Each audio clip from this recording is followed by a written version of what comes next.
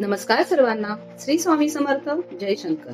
तुम्हा सर्वांचे माझ्या या पेजवर खूप खूप स्वागत आहे. आपल्या योग योगेश्वर शंकर महाराज या पेजला तुम्ही भरभरून प्रेम दिले त्याबद्दल सर्वांचे मनपूर्वक धन्यवाद. गुरुपौर्णिमेला आपल्या या पेजला 5000 फॉलोअर्स कंप्लीट झाले. हा आपल्या शंकर माऊलीचा प्रसाद आहे असे म्हणता येईल. तर त्या निमित्ताने आपण शंकर महाराजांविषयी माहिती, शंकर महाराजांचे अनुभव, त्यांचे चरित्र, त्यांच्या काही कथा आहेत त्या बघणार आहोत. मला आशा आहे की तुम्ही त्याला पण भरभरून प्रेम देणार आणि आपल्या या योग योगेश्वर शंकर महाराज या पेजवरून आपली सेवा नक्कीच वाढणार आहे. तरी तुम्हा भक्तांना शंकर महाराजांचे काही अनुभव असतील तर मला कमेंट्स मध्ये सांगा आणि तुमचे काही सजेशन असतील तर मला सुचवा. तर आपण सुरुवात करूया शंकर महाराजांविषयी थोडक्यात माहितीने. शंकर महाराज म्हणजे अलीकडचे योगी पुरुष. नदीचे मूळ आणि ऋषीचं कुळ शोधू नये असे म्हणतात. शंकर महाराजांसाठी हे अगदीच सार्थ आहे.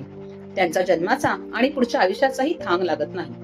नाशिकच्या अंतापूर गावात चिमणाजी आणि त्याचे कुटुंब राहत होते. ते भगवान शंकराची नेहमी पूजा करत असत आणि ओम नमः शिवाय हा जप सतत त्यांचा सुरू असे. परंतु खूप वर्ष झाली चिमणाजींना पुत्ररत्न झाले नव्हते.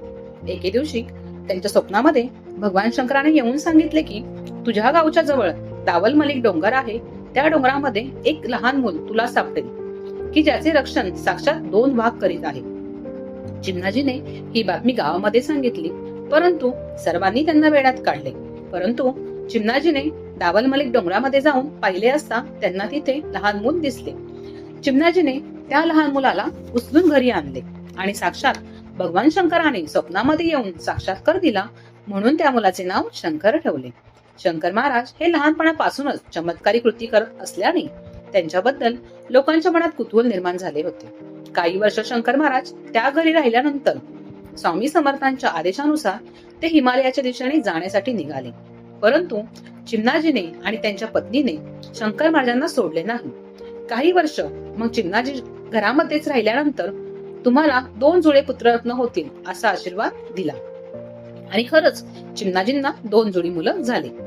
त्यानंतर मात्र शंकर महाराजांनी काही न ऐकता हिमालयाच्या दिशेने कूच केली. हिमालयामध्ये जवळजवळ 10 ते 15 वर्ष तपश्चर्या केल्यानंतर परत शंकर महाराजांनी भारत भ्रमण सुरू केले. असे म्हणतात की शंकर महाराजांना अष्टमहासिद्धी प्राप्त होत्या. एका ठिकाणाहून गायब होऊन दुसऱ्या ठिकाणी प्रगट होण्याची सिद्धी त्यांना प्राप्त होती. त्यामुळे ते जगात कोणत्याही ठिकाणी जाऊ शकत असत. शंकर महाराजांचे शरीर हे अष्टवक्र होते. जगभर भ्रमंती करत असताना शंकर महाराजांना वेगवेगळ्या नावाने लोक ओळखत असत. परंतु महाराष्ट्रामध्ये ते शंकर महाराज या नावानेच ओळखले गेले.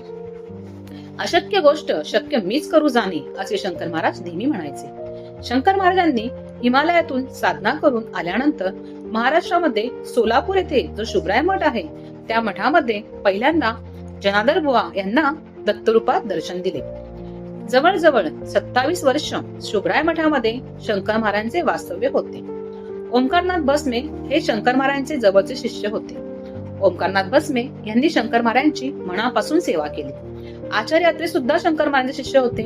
एकदा ते फार मोठ्या संकटामध्ये सापडले असताना शंकर महाराजांनी त्यांना सोडवले होते.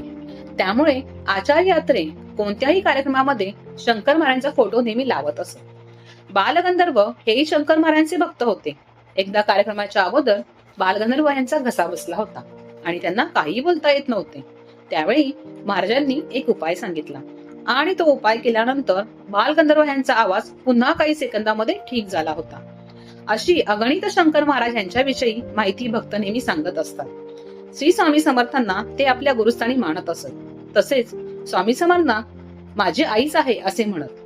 शंकर महाराज हे स्वामी समर्थांचे शिष्य असल्या कारणाने दत्त संप्रदायामध्ये शंकर महाराजांना प्रचंड महत्व प्राप्त झाले आहे. शंकर महाराजांना कोणी त्यांचे वय विचारले तर ते म्हणायचे की माझे वय 150 वर्ष आहे. शंकर महाराज म्हणायचे की ज्याला ज्ञानी व्हायचे आहे त्याने ज्ञानेश्वरी व दासबोध वाचावा, नेहमी नामस्मरण करावे व स्वतःला ओळखावे. शंकर महाराजांच्या सानिध्यात जो आला त्याच्या आयुष्याचे सोने झाले. संपूर्ण भारत भ्रमण करत असताना शेवटी शंकर महाराजांच्या पुण्यामध्ये समाधी घ्यायचे ठरवले आणि धनकवडीमध्ये मालपाणी यांची जी जागा आहे त्या जागेमध्ये समाधी घ्यायचे ठरवले. शंकर महाराज यांचा जन्म झाला त्यावेळी दुर्गाष्टमी होती आणि शंकर महाराजांनी स्वतःच्या समाधीचा दिवस ही दुर्गाष्टमी निवडला होता. सन 1947 रोजी शंकर महाराजांनी पुण्यामध्ये धनकवडी येथे समाधी घेतली. आज तो मठ शंकर महाराज यांच्या नावाने जगभर प्रसिद्ध झाला आहे. मै कैलास का रहने वाला मेरा नाम है शंकर, असे शंकर बाबा नेहमी सगळ्यांना सांगायचे. आज करोडोंच्या संख्येने शंकर महाराजांचे भक्त आहेत, कारण अतिशय अडचणीच्या वेळी धावून येणारी शक्ती म्हणून लोक शंकर महाराज यांच्याकडे पाहतात. कसलेही संकट असू दे, शंकर गीतेचे पारायण केले की ते संकट लगेच सुटतेच, अशी प्रचंड श्रद्धा शंकर महाराजांच्या भक्तामध्ये आहे. जय योगेश्वर शंकर महाराज की जय. असाच नवनवीन माहितीसाठी आपल्या योग योगेश्वर शंकर महाराज या पेजला फॉलो करा आणि लाईक करा. आणि हा व्हिडिओ कसा वाटला मला नक्की कमेंट्स मध्ये सांगा. धन्यवाद. जय शंकर सर्वांना.